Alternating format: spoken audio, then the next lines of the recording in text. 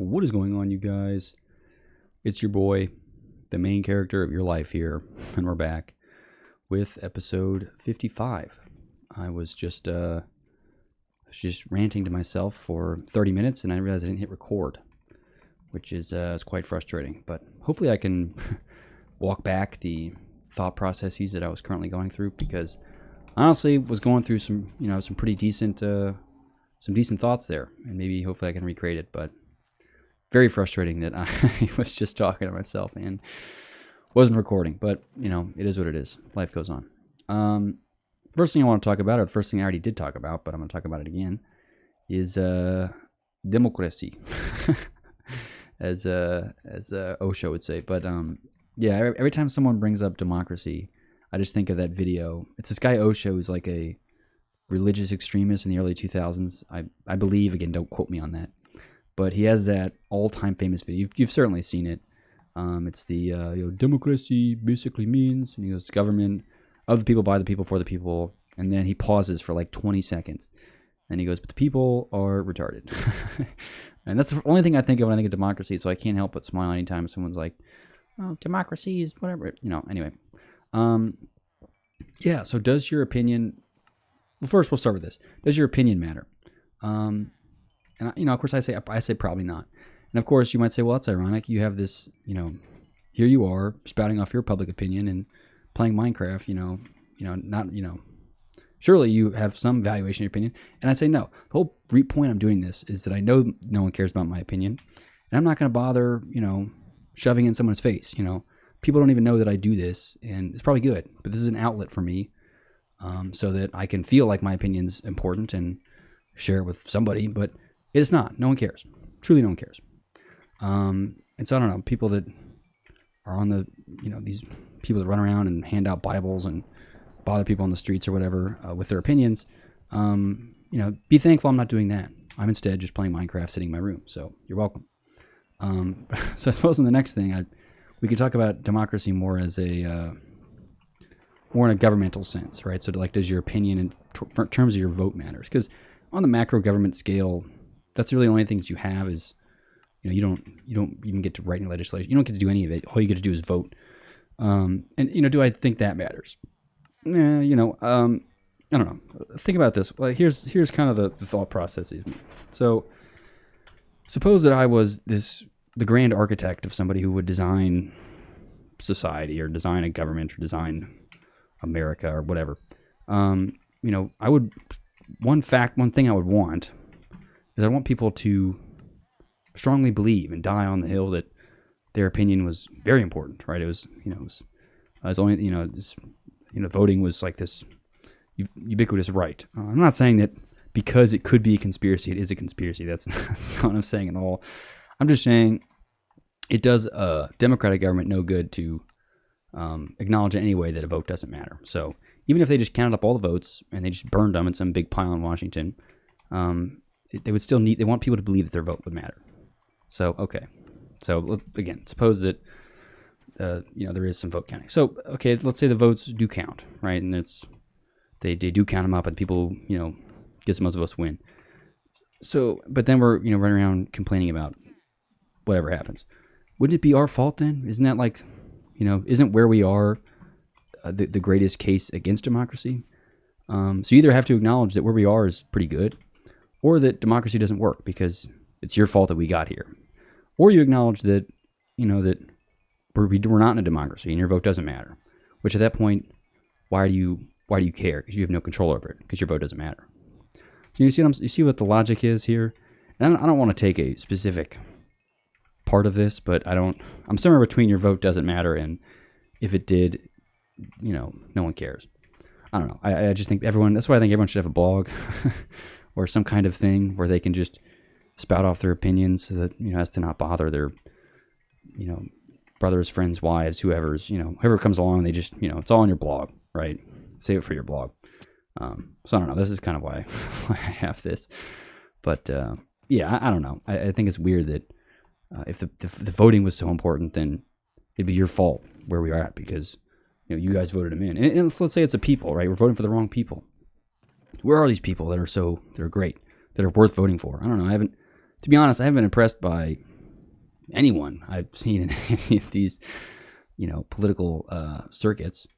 I don't know. Where are these people that are, that are, there's in some ways we don't see them. So I don't know. They either don't exist or they are getting buried by something. Which at that point, again, we're to blame our own system here. So it's not like, I don't know. That's kind of the thought of it I have of it. So there's just a lot of there's these protests and stuff going on. I'll be honest, I don't have a clue what's happening. I do not have a clue. And I don't even want to bother speculating because I don't know. But I know that people are very adamant about their opinions and what's going on, and it's got this energy of like, oh, they need me, my people need me. No, they don't. No one. You showing up to a protest with a flag, or you showing up with donuts, or you showing up with, a megaphone or something. I don't know. That doesn't matter. And okay, fine. Let's say that like, well, the funny thought I had with this was that, so somebody spends all day and is crying at the protest and is waving this flag, and their arms are tired from waving the flag, whatever. And then they make the news, right? It's a big national news, and they can all celebrate and say, oh, we did it. We made a difference. Look at us.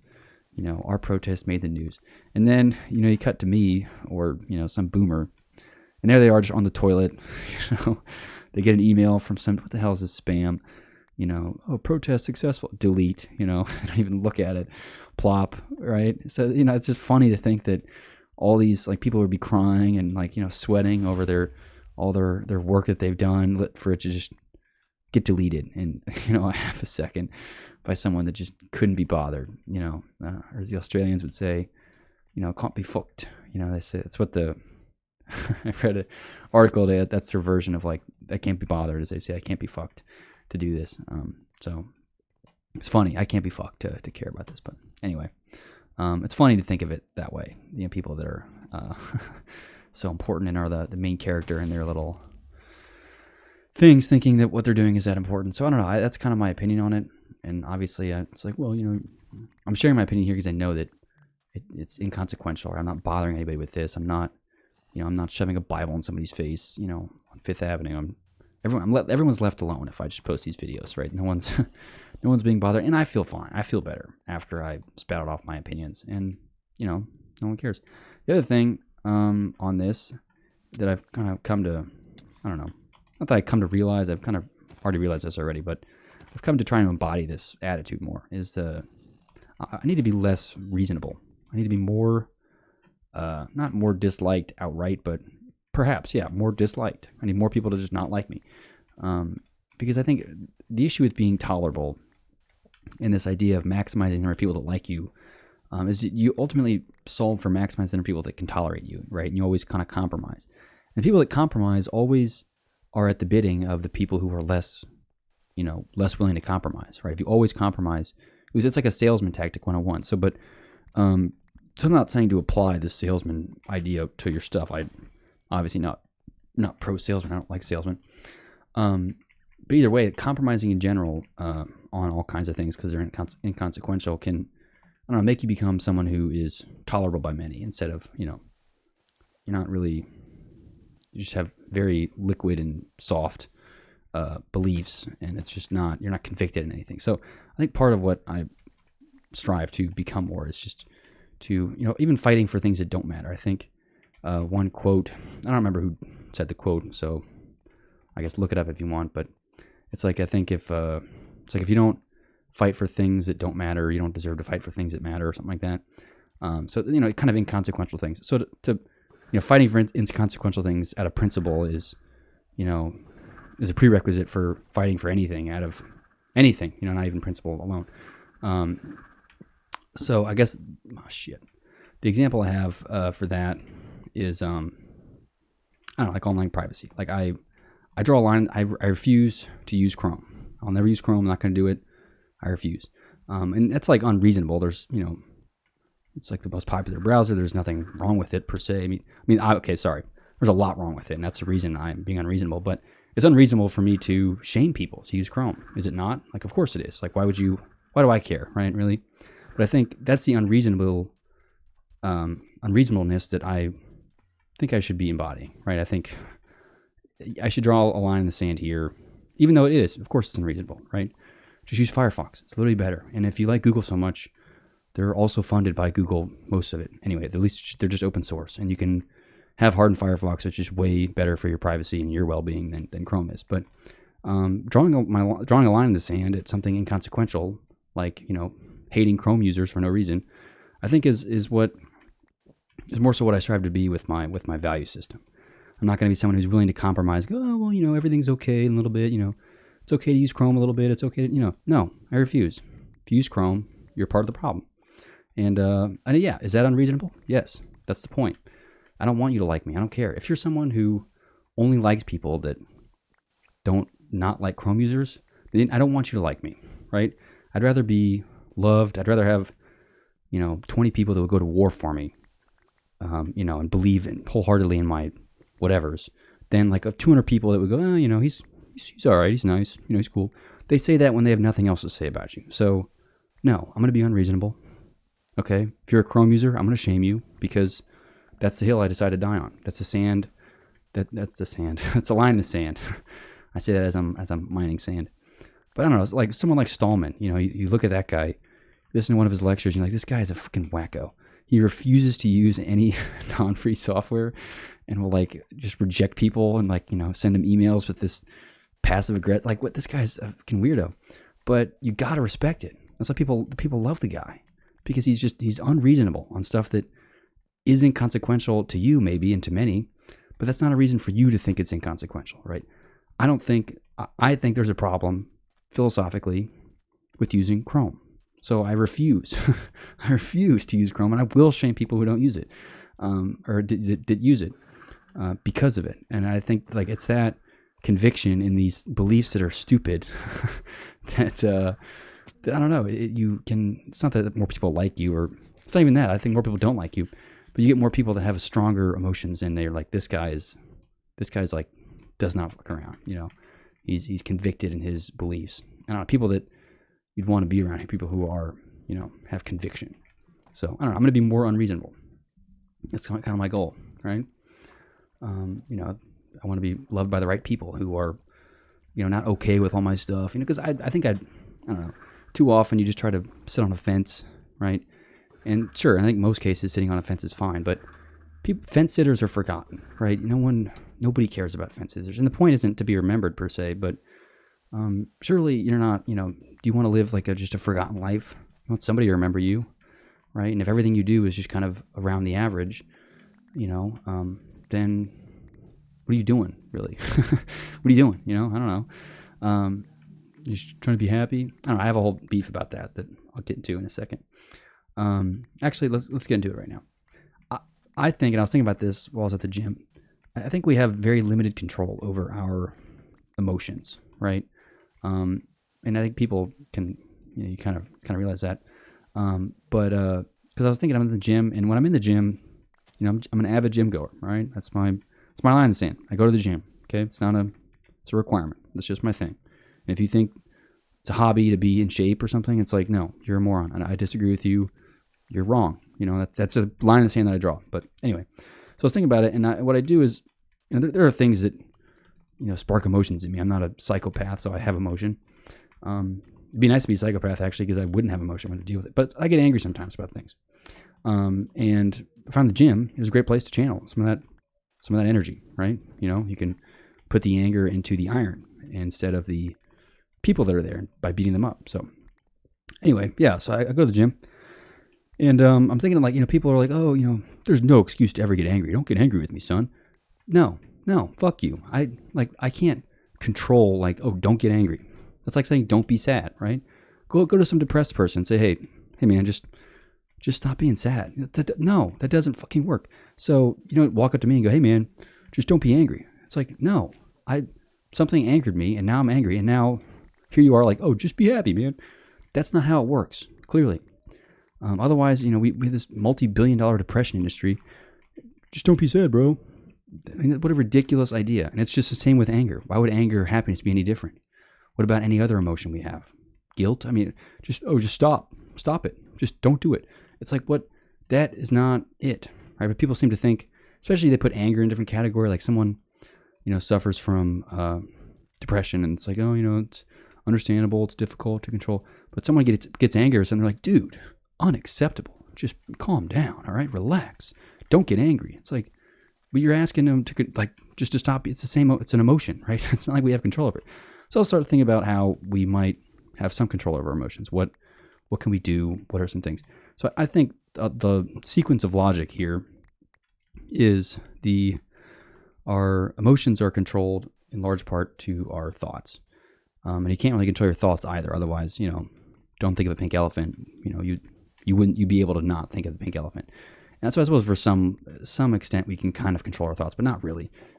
Otherwise telepathy would be a bigger field, and I don't know, whatever. That's kind of a different thing, but whatever. So okay, then the question is, what controls our thoughts, right? If our thoughts control our emotions, what controls our thoughts? Well, surely the things we read and the things we talk about and the shit we do, those control our thoughts, right? So then one solution, would be to try to influence in whatever way you can about things that you read and things that you say and things that you do, because you do have some control over those. So, for example, let's say that every time you read the news, you get sad about something. I don't know. So, okay, the action is there. You're reading the news. And then what happens is you start thinking about problems. You think about, I don't know, the marginalized of society or something. And then you start getting sad. Okay, well, then let's follow the logic there. Stop reading the news. Then you won't have those thoughts, or you'll have fewer of those thoughts. And then you might have fewer of those emotions. And it's obviously not that simple. But the general logic is there. And the reason it's not in a vacuum, obviously. You can be sad about the marginalized communities without having to read the news, right? If that's just something that circles around your head all day, then that's fine. You're still going to suffer from the sadness. It's like if you locked me in a box, a black box, soundproof, whatever, I'm sure I could still go through a orchestra of emotions, a cacophony of emotions, if you will. I'm sure originally I'd get in the box. I'm like, what the hell am I doing in this box? I'd be inquisitive. Maybe I'd be like, what is this box? What's this room made out of? Can I break out? And then maybe I get angry at some point. I'd be like, what the hell am I doing in this box? Why did I agree to this? Who's this clown that put me in this box? Maybe I'll, start getting sad. I'd be like, okay, well, damn, man, it's kind of a metaphor for life. I'm in this big black box and there's nothing going on. I kind of got to figure out what to do, whatever. And then maybe at some point I'll just say fuck it and just be happy in the box. I'll start freestyling over a beat I'll make or something. I don't know. I'd make friends with a cockroach or something. I'm not sure. I'm sure I could go there'd be a phase in which I was, delighted. I wasn't even thinking about being in the big black box. But all of that was void of any influence at all. So it is kind of stupid and limited for me to say, oh, we'll just stop reading the news and you won't get sad. It's like, again, if I was in just an empty black box, I'm sure I could go through all the emotions. And so if you deal with some kind of emotional problems, depression or anger or sadness or whatever, I'm sure that, there's only one factor is the stuff that you read and you look at. So I guess it's limited in its scope as anything is, but it surely is better than not controlling it. It's not like you have no influence over what you look at, because of course you do. But so I don't know. And then I started thinking about, like, everyone's like, oh, what's the point of life? I just want to be happy. My life is to be happy. And sure, that might be like a noble, I don't know, short-term goal or a noble thing or kind of a default position. It's like, okay, if I have nothing else to do, I might as well be happy, right? But I think that's also kind of invalidating the human experience in a lot of ways. Think about anything that was, this kind of goes back to my being unreasonable argument, but think about anything that was, any even piece of art that has been created, right? Generally, these people aren't in like the super happy headspace, right? Generally, people that are like either super sad and they paint something and they channel that sadness. Like I was talking about channeling anger, they channel that into some painting that is a masterpiece or something, or they get angry and they like that one guy, Jackson Pollock. I'm sure, and this is just my funny story about it. I'm sure that guy was probably a painter, and I painted something, and his friends are like, "Yo, that shit sucks. You need to quit painting because it's terrible. Maybe your dad will get you a job or something like that, because that's you should. I'm sure his boys mocked him or something like that. I don't know. And then I'm sure one day he's like, fuck it. He just chucked a bucket of paint at the canvas. And he stepped back and it's like, hey, doesn't look too bad, you know? And then next thing you know, he just dunks his brush in the paint thing and then just yucks it at, you know, he's doing dry wraps against his canvas. And then, you know, now he's on Google every year for something. I don't know why we as a society chose that he's like our, you know, he's this painting of ultimate thing. But all that creation, his wonderful work of, you know, art, it was born from, you know, a powerful emotion that he didn't, you know, try to avoid. He didn't try to like not be angry. And I don't know, maybe he wasn't angry at all making this, but surely at some point he's channeling that anger into something that is, you know, is good. It doesn't have to be good even. It just channeling it period is better than not. I think so too often we try to mask, you know, we just take drugs to not be sad or the drugs to not be angry or something like that, instead of trying to channel the emotions into something that, I don't know, something that is good or productive. Producing something is better than just sitting on your phone, right? So, I don't know, like, I guess that's always my view of things is to, you know, if you're sad, just, you know, start painting or something, start rapping. I don't know. You can do, surely there's something that you can use this energy towards, right? You know, I don't know. I guess your problem is if you don't have any energy, but that's not really an emotion. That's kind of a physiological problem. So I don't know. Either way, it's interesting to think that a lot of our famous pieces of art and the political upheavals and everything in our time, not even our time, of all time, was always spurred by people with these very, very powerful emotions that are channeling into something, right? They channel anger into something, they channel fear into something, they channel sadness into something. And I don't know, art is a really easy way to see it, right? People that channel their anger or their sadness into art is, it's often like, wow, this, you know, it's great, it's such a metaphor. But, you know, then, you know, people run around just trying not to be sad or angry all the time. That's kind of the whole point, not the whole point of being a human, but that's kind of what a human is somebody that that deals with this stuff. So why run around and avoid all your emotions all the time? Right? Why don't be angry? Stop being angry. Stop being sad. You know, that's not first of all, it's not how it works. Second of all, I think that's kind of what makes you human, is the ability to feel these emotions. I don't know, that's one definition of humanity, but it's certainly not all negative. That you know, I get angry sometimes, and I channel that into the gym. Now, the gym is not a piece of art. You know, I guess my body's a piece of art in that sense, and then I am an artist, I guess. But I'm not going to make something Jackson Pollock worthy in the gym. You know, not interested in going on a cycle. So I won't be renowned for that. That's for sure. But either way, I'm still channeling it into something productive. So, you know, I guess I see people give me looks in the gym. You know, because I'm in there, I'm gritting my teeth, I'm making faces at the weight, and they're like, you know, this guy needs to calm down. It's, you know, she's gone, bro. No, let me get angry. That's the whole point of this. Is I'm channeling it into something productive. So leave me the fuck alone, you know. I don't know. I just thought fun of like the "she's gone, bro." It's like a one-liner. It's funny. You know, while a gym bro's in there just grinding away at the weights. So I don't know. I just think everyone should mind their own fucking business in there. You know, I have my own business. People do some of the weirdest shit in there. I don't even blink, you know. I just kind of, you know, whatever. Some guy does boxing. So he picks up like 2.5 pound dumbbells, like the lightest dumbbells there are. And he like does like quarter rep boxing punches. So think about like a full punch where he like extends your arm all the way, but he extends them like barely, like a little T-Rex punch. And then he has it in both arms and just jiggles it back and forth, like little mini punches. But he does that for like 2 minutes. I mean, it's kind of impressive just how long he's like punching the air. I'm not sure if he's like practicing for a rave or what it is that he's doing, like what kind of exercise is that? And I mean, I guess I actually, you know, in some ways I commend him for coming up with his own exercise, because I'm certain that's not an exercise they show off in, you know, bodybuilding.com or something like that. But I'm glad that, you know, he's at least employing some creativity in his work, and who knows, maybe he's doing it for a rave or something weird. But it's not like he's certainly not practicing boxing, because those punches are way too, he's not going to reach anybody with that, you know, unless they're like within his little, you know, within 6 inches. But these are pretty weak punches too. It's right, you know, like 2.5 pounds. I don't know. But I mind my own business in there. You know, other than kind of, chuckling. I don't chuckle out loud, but in my head, I chuckle at the guy. I mind my own business. So I expect people to, if they look at this guy, they look at me and they're like, this guy is pissed off.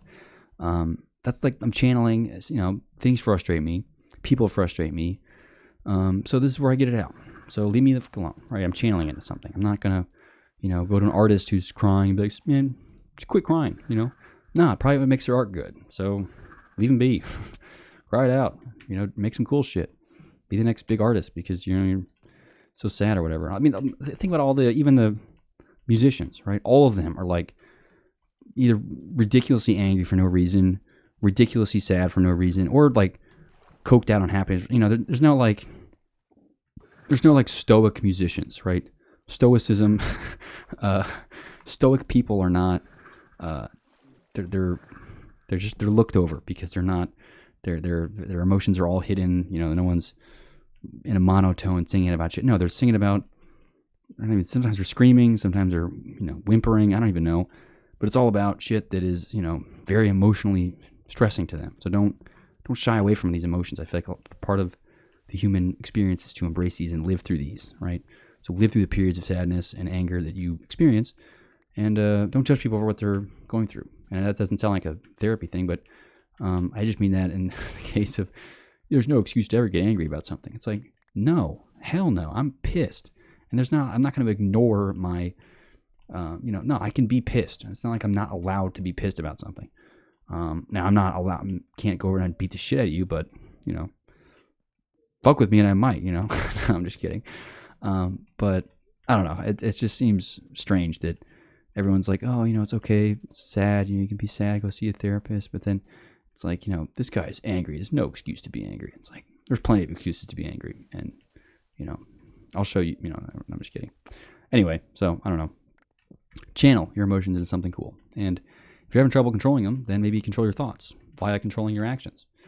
And it's ironic, actually, that the thing that we seem to think that we don't have no control over is our actions, or not that we obviously have control over our actions, but I mean, the things that we're least likely to change or to like be concerned with is our actions. We're more concerned with our emotions and by extension our thoughts, but we're very, very resistant to changing our actions to influence these things. So it's like, why am I anxious? And then they get up, they chug 3 cups of coffee, they sleep until noon, they just eat a bunch of food and, smoke pot and eat more. And it's like, how are you not anxious all the time, right? It's like, what are you doing to yourself, right? Drink some water, go for a jog or something. You're not, of course you're going to be anxious if your actions are shitty for your body. But I don't know. I'm kind of more of a health nut in that end. So, yeah. So anyway, let's look what else is on here. I think I pretty much caught up where I was last time because this is right about where I looked over at my OBS thing and I was like, oh, I'm not recording. I'm an idiot. So I think I'm at least backed up.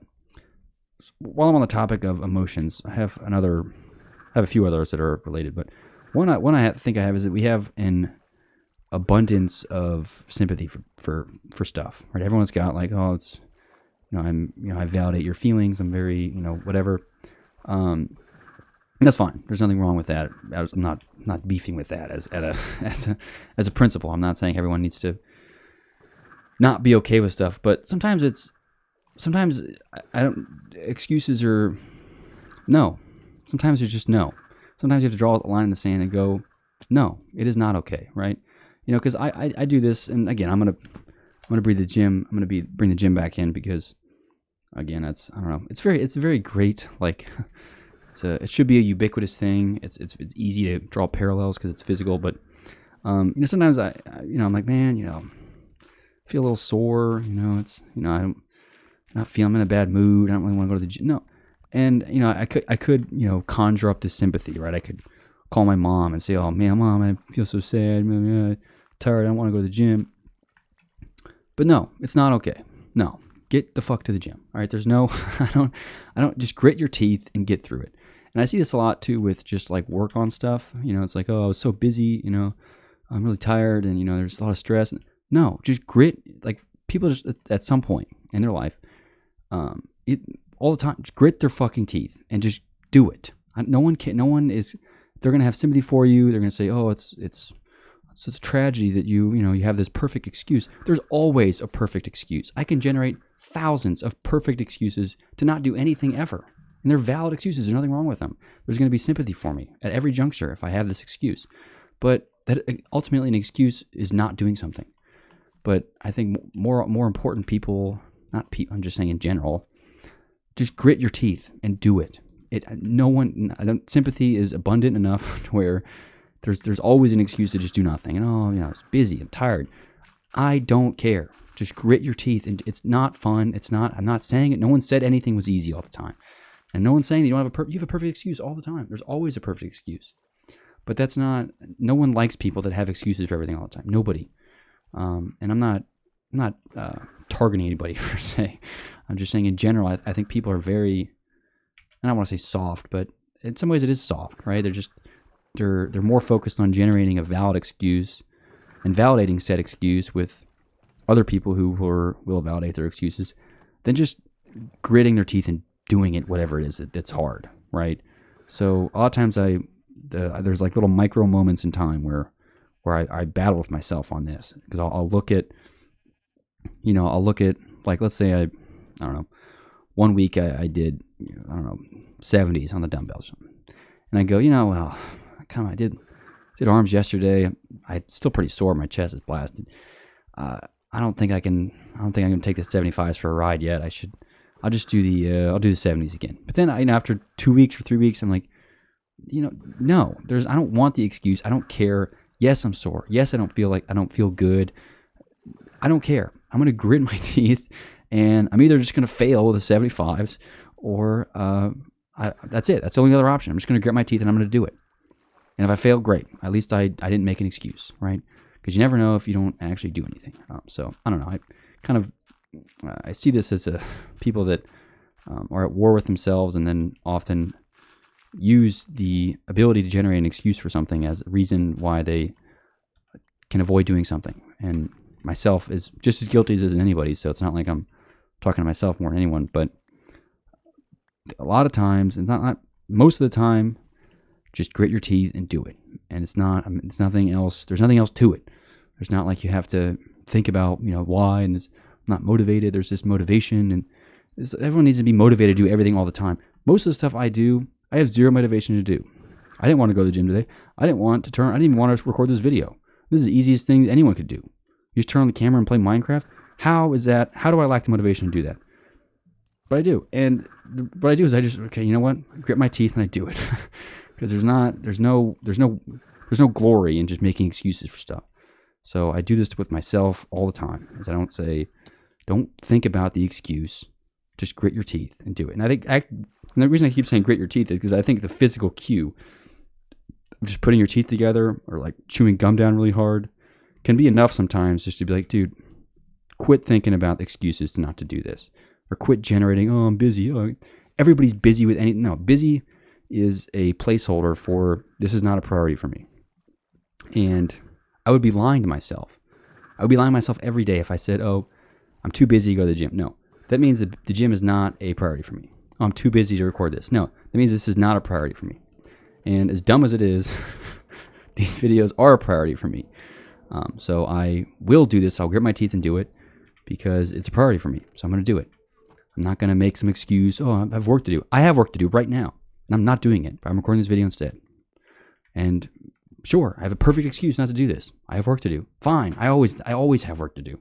Doesn't matter. But right now, this is more of a priority to me than the work. So I'm going to do it. I don't know.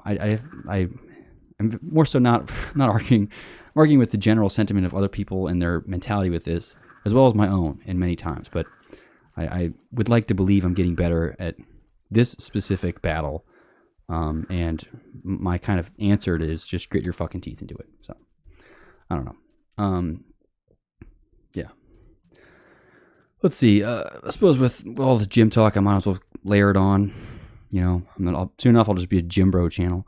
But I think it's gonna be ironic.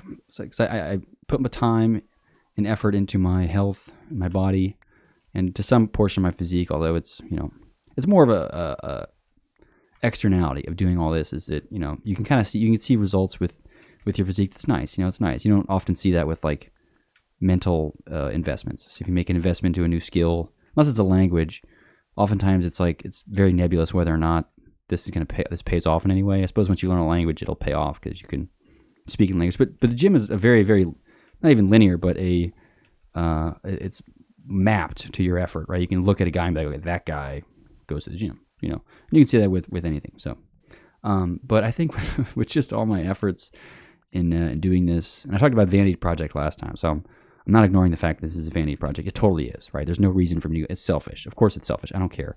I think most actions that anyone takes anyway are selfish. So it's not like, I'm not going to go into that again. I've dissected that before.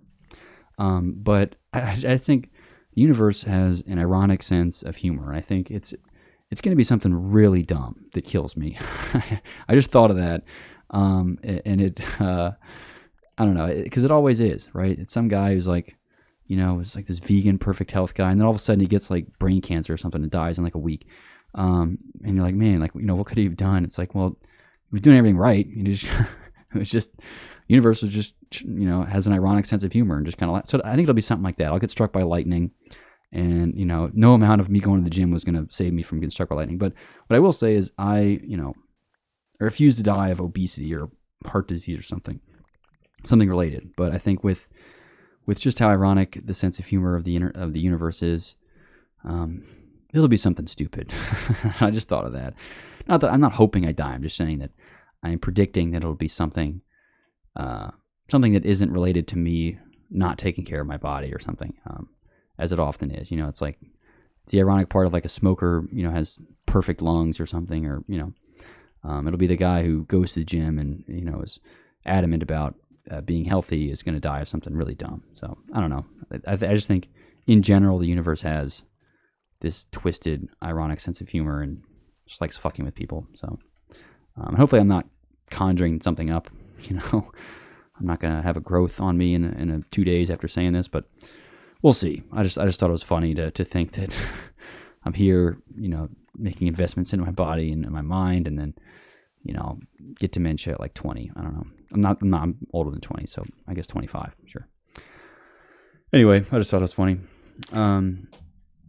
Let's see. Here's something else. I've never been a fan of the, you know, even just the word entrepreneur. I think it's largely been hacked by institutions and by schools and things with the entrepreneurial mindset. And their businesses now hire people with entrepreneurial mindsets. And as someone who, I work around a lot of entrepreneurs, I work in an entrepreneurship office, real, I suppose, entrepreneurship in the historical, traditional sense of the word is anti all of that. Real entrepreneurs don't want, you know, working for big business is not what an entrepreneur does. So it's like, I think they've, you know, businesses and schools and governments, and they've kind of just ruined this word entrepreneurship and entrepreneur, because it's, you know, they want people to have all these creative ideas in a space. No, I think it's not that. A lot of times entrepreneurship is like hacking some shit together, you know, breaking something. It's always like it's kind of like gray hat hacking, right? It's not people that, I started this wonderful nonprofit and then everything went perfectly. No, it's like you schmoozed your way around something. You kind of, you know, made this kind of weird thing. You strung together a few different products and you upsold it, or, you know, the whole drop shipping thing. And ironically, as much as I hate drop shitters, not drop shippers, they call them drop shitters. As much as I hate them, they're more of entrepreneurs than a lot of these, you know, business heads that claim entrepreneurship. They go, we want our customer sales staff to be entrepreneurs. It's like, get the fuck out of Dodge. What are you talking about? That's not entrepreneurship. An entrepreneur would just quit this job immediately and would spit in your face. And the moment you'd have them sign some form, they'd be like, what the fuck is this? I'm not doing this. You know, they're generally like, you know, kind of anti-system, anti-government things, because they're trying to break those systems. They're hacking the systems. I think entrepreneurs, in the same way hackers just work to do clever things with computers, and I use hackers and crackers differently. I use Stallman's definition of hackers and crackers, and so I'm not calling these Russian people who steal money as hackers. Anyone who kind of fucks with a computer. But they do that in the same way entrepreneurs do, right? You can't be a traditional programmer making a big thing and be called a hacker, because you're just not one, right? So it's antithetical to say that, you know, entrepreneurial mindset and you're a low-level customer support staff. It's like, stop with this, right? It's even funny. I just think the fact that schools even teach entrepreneurship is somewhat antithetical. And I'm not saying there's not things you can learn. There are commonalities between all of it, but I think the overarching idea behind entrepreneurship in general is that you redefine rules. You redefine the rules themselves, right? You're breaking the rules. Right? There are no rules with this. You just make them up, right? Oh, what's the system for submitting this? No, we just made it up. Okay, there's no law with any of this. It's all we're breaking it, right? It's the whole point of doing this. These strict rule followers are not entrepreneurs. Entrepreneurs are the opposite of that. People that break things and twist them and do things that haven't been thought of before. Otherwise, you're a business owner. Nothing wrong with that, but you're not an entrepreneur. Or you're just a low-level grunt. I mean, you're just not an entrepreneur, and there's not an entrepreneurial mindset. But I think at some point maybe we just retire that word entirely, and we just stop using it, because I think at some point I think at this point, even not at some point, I think we've ruined it. And I just mean schools that have adopted this, and businesses that adopted this, and governments that talk about entrepreneurship, and just it's by nature, at least, the all-time entrepreneurs, the entrepreneurs of great were not people that went into some structured system to come out an entrepreneur. It's like, that's not the point. You break all of it. That's the whole point. You're setting your own rules and your own standards for things. So I don't know. I think it's kind of a word that we need to kill and start with something else. I'm not sure what a better word at the moment is, but I don't know. I just thought it was a decent idea. Yeah, let's see. I guess speaking of me hating Chrome users, I really think that in the same way that governments, businesses, schools, they've all kind of adopted this entrepreneurial mindset. I think a lot of them also kind of are doing a disservice. I've become, over these last 6 months, a much more of an advocate for free, as in Libre, software. And I think it's, looking back, it seems evil that we give these kids these like Chromebooks. Like, are you joking? Literally just a bootloader for Chrome, proving to them that there's nothing they can do with the computer other than just open Chrome, or proving that we don't trust them enough to do anything, that we just have to give them an internet browser of all things. Like, if anything, if I wanted to make sure my kid didn't get, become an extremist with a computer, I would just cut off his network access and make it to where he can only open GIMP and KDMLI or something like that. I don't know. And, I don't know. We figure out something to do, right? Or I just load in some MP4s of, video game tutorials or game design tutorials and have them learn that or something. I don't know. I just think it's funny that, I don't know, this technology education is just giving them, quite frankly, the worst part of a computer, which is just the internet browser. Not to say that that's the worst part, but it's often the part that is most likely to ruin them is the internet, right? No one becomes a Nazi by using GIMP, right? That just doesn't happen. They just come out an artist, or they come out with some graphic design skills. It's funny that like, why would you do that? So I also think they're just, also, I guess, on the free software side of things, I think they're just doing a disservice making people use Adobe, because I use Adobe. I mean, that was my thing. I was an advocate for Adobe, for God's sakes. Before I knew any of this, the whole free software thing and any of it, I used Adobe. I used Premiere. I used Photoshop. I used all of it, and I loved it. I thought it was great. And then, of course, as soon as my school stopped paying for the subscription, I was like, I don't want to pay $350 a year. Hell no. So I was like, all right, is there any free one? I guess I got to download a cracked version or something like that. And then I discovered some free software, and I was like, and I just started using it. I was like, okay, this is literally just better. It's like more configurable. It's more hackable, and yeah, sure, it's a harder learning curve, and it's often the UI sucks because these are like neckbeards that are making this, but it's literally just better. It's more extendable. It's more of a testament to what a computer can do than just like some nice bubbly UI that it doesn't know what to do. It just shows this error. Oh, we're sorry. Here's a nice little error message and a little GIF for you. It's like, I don't need a GIF if my shit's not working. All right, I need to figure it out. So I'd rather have like this big convoluted error message that I can Google or at least try to investigate than like some nice bubbly little animation. So, we're sorry, we can't find that page.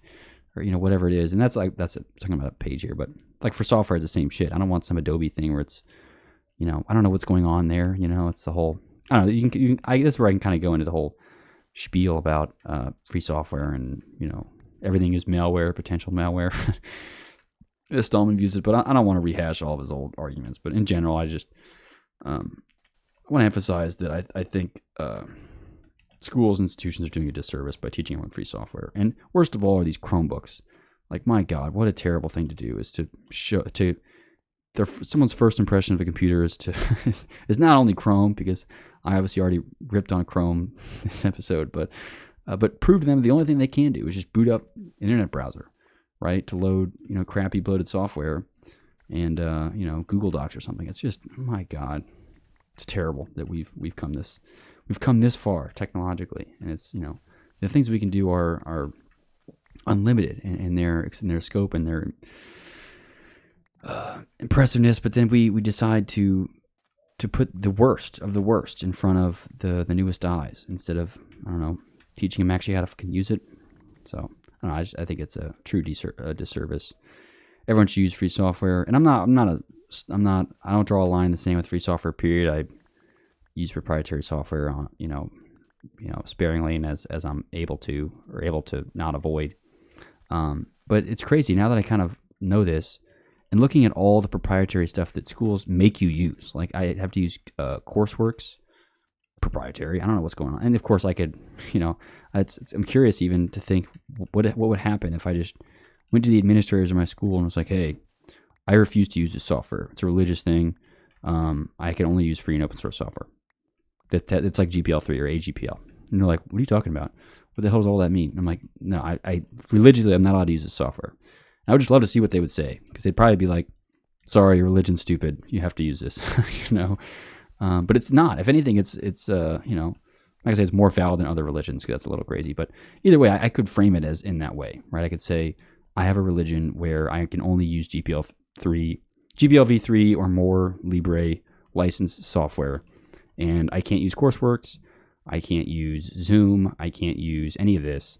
So, but I am enrolled in are you going to kick me out of the institution now? Like, can I not study here because of, my religion? It's like, isn't that a violation of the Constitution? I don't know. It's crazy. Just saying, I could do it. I'm not going to, but maybe I'll try, my last semester next spring.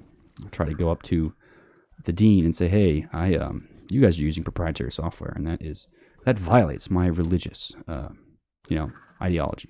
No one says that your religion has to have a following. And if it does, my religion does have a following. It's called the free software movement. So, to be fair, theoretically, I should be able to get away with this. But anyway, that was also a funny aside, if I could try to do that. But let's see. The last thing. Let's see. A lot of stuff on here. That's kind of a big one. I don't want to go through that one. Let's see. Oh, I heard a little quote that I'll share. And I thought about it, and at first I kind of did like a little double thought or double take on this. I say double thought because I didn't look anywhere, but I walked by some dude who's hauling boxes. He's obviously a, blue collar, and I say that demeaningly, but honestly, I have mad respect for those people. It's honestly I'm pretty jealous, like the catharsis and just your whole day is like, there's no thoughts or no like deliverables or no meetings. It's just, hey man, you're hauling cube, right? Grab these boxes, put them in that truck. All right. Yeah, boss. Sure. It's simple, right? There's no way you can fuck that up, right? And yeah, of course you got to actually do the work and grab the boxes, but so there's some catharsis in just having you can't be like, wow, you just, you philosophically, you're not smart enough to, there's none of that. There's just pick up the fucking boxes and move them, right? And if you don't do it, then it's pretty simple. It's a simple life. Anyway, again, that sounds demeaning, but it's honestly not. It's kind of jealous. Maybe I'll go do that. I'll go live on a farm somewhere. There are actually pretty cool programs you can do that. Sorry, I'm getting inside the point here. So I walked by these two guys that were talking, and the guy says, "Slow money is good money." And I walked by and I was like, "What the hell is that guy talking about? Slow money is good money? What are you, stupid?" No, everyone knows. Everyone knows the hockey puck graph is what you invest in. And I don't think he was talking about good money as in like you make a lot of money, right? Or like, I think he was speaking more, and again, I'm just kind of putting words in the guy's mouth. I'm sure he did not mean it this way at all, but I don't really care. I think he's meant that it's like ethically good money, right? I think if your money is made slow, it's more likely that this is not scummy money, right? You're not a venture capitalist exploiting people to make money quickly, right? So I think he was talking about slow money being good money. I think he probably meant it in a sense where it's like, slow money as in like consistent money that, happens to be slow, but it's consistent is better than fast money that's once in a while. So it was probably more along those lines than anything, but I took it more philosophically and said that, somebody who is making money slowly is likely doing more so ethically, right? Because, all these hockey puck graphs end up fizzling out or, ends up being just a bigger idiot scam. It's like, who's the next round of moron investors who's going to buy into this stuff so I can sell out? And then soon enough, the whole thing blows up and they just, whatever. I guess there's some exceptions to those people who continue to grow, but I think growth to a never-ending growth is not possible, right? Either has to end with a business ending or something, but so the slow growth is obviously more sustainable, but it's not as fun, it's not investors, but I don't know, because my first instinct was like slow money is good money. I was like, this guy is obviously a terrible investor. And then I thought about it, I was like, okay, maybe he's talking about, it's like good ethical money, right? It's better than that. So anyway, I'll wrap it up there, but just want to share all these things. Yeah, I guess I'm a gym channel now, so sorry if you wanted to see more about Minecraft or tech or something, but yeah, gym, free software, all that shit. But anyway, thanks for watching. Peace out.